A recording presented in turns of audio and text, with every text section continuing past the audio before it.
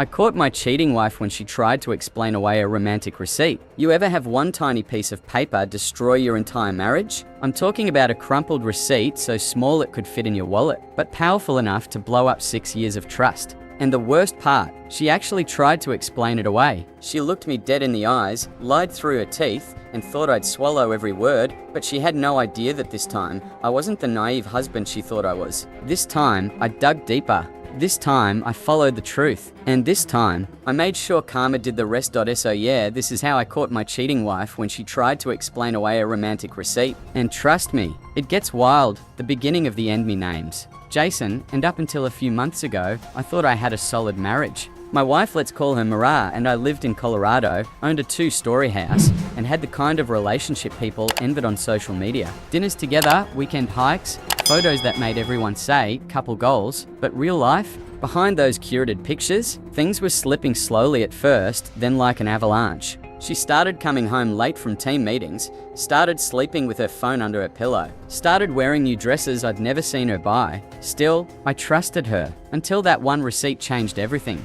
The receipt that ruined her lease. It was a Thursday night. She came home late again, claiming her boss needed help finalizing end-of-quarter reports. She walked in smelling like perfume I didn't recognize. Not the subtle floral scent she used for work. This one was stronger, sweeter, almost seductive. I didn't comment. I was already too used to swallowing my doubts, but when she went upstairs to shower, her purse fell off the chair and spilled. I bent down to gather her things and saw it, a single crumpled receipt, folded twice, nearly torn at the edges. From a restaurant, a very expensive, very romantic restaurant, and right under the total was the line that made my blood turn to ice: champagne for $2.54, not one glass. Not a to-go meal, 2 glasses, 2 people, 2 romantic meals. The date? Last night? The night she claimed she was too tired to even come home for dinner. I stood there holding that paper like it was toxic, like it was radioactive, like it wasn't just proof, it was betrayal printed in thermal ink. When she came out of the shower, hair wrapped in a towel,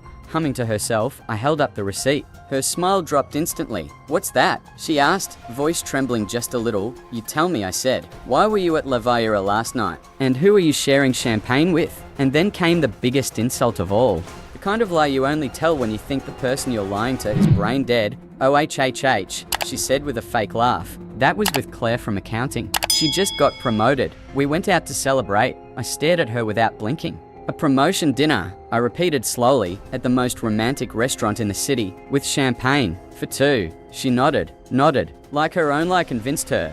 That was the moment something inside me snapped. The investigation he didn't explode at her, didn't shout, didn't cry. I simply looked at her and said, "Okay," and walked away. Because when someone lies like that, they're burning the bridge on purpose. And the only thing left to do is watch. The next day I started digging. 1. I called La Valliera, pretended I left my wallet there. The hostess checked, then casually mentioned, "Oh, were you the couple at table 7 last night?" "Couple, table for 2, champagne, romantic private booth." I thanked her and hung up. My hands were shaking. 2. I checked our joint credit card. She'd bought 2 movie tickets, a bouquet of roses, a late night Uber home from a neighborhood I'd never heard of. 3. I checked her work meeting schedule. Her office receptionist told me there were no after-hours team meetings this week.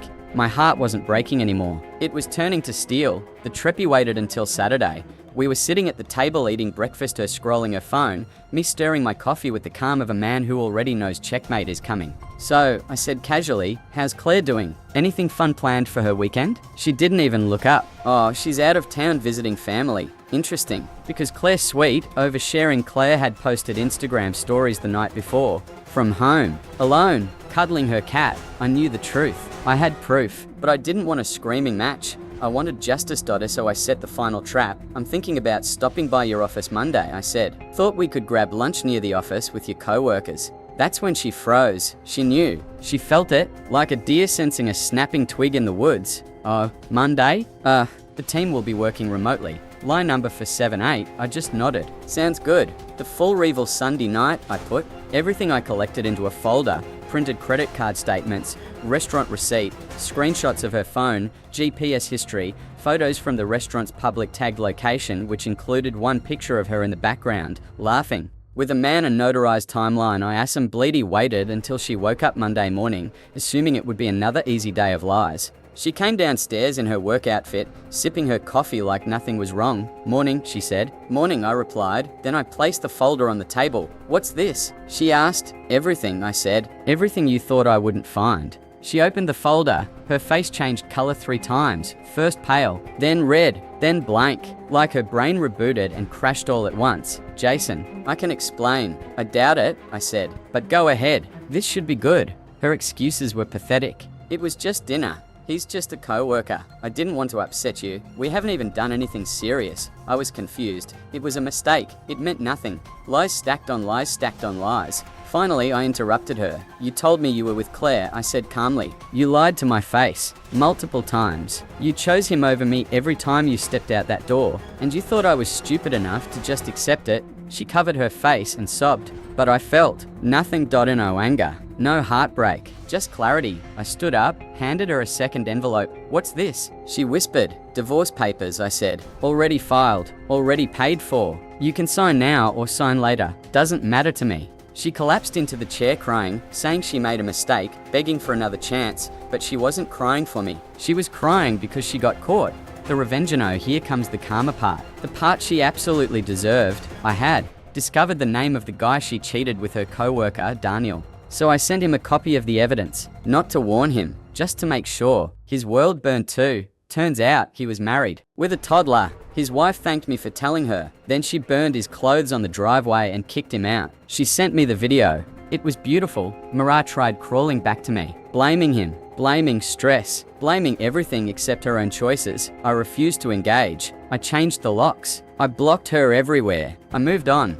Meanwhile, she got transferred to a different department after HR got involved. Lost most of her friends, had her reputation shredded through gossip because nothing spreads faster in an office than the scent of scandal, and the guy she cheated with. He ghosted her the minute everything blew up. Karma. Served hot. The aftermath. He sold the house. Moved to a new apartment closer to downtown. Hit the gym like a man possessed. Started hiking again. Even joined a rock climbing group. And best of all, I sleep with peace again. No checking phones. No late night anxiety. No wondering who she's really with. Just silence and freedom. Months later, I ran into her at a grocery store. She looked exhausted, worn, like betrayal had aged her 10 years. She whispered, "You look good." I smiled politely. "Thanks." She swallowed hard. "I ruined everything, didn't I?" I didn't need to answer.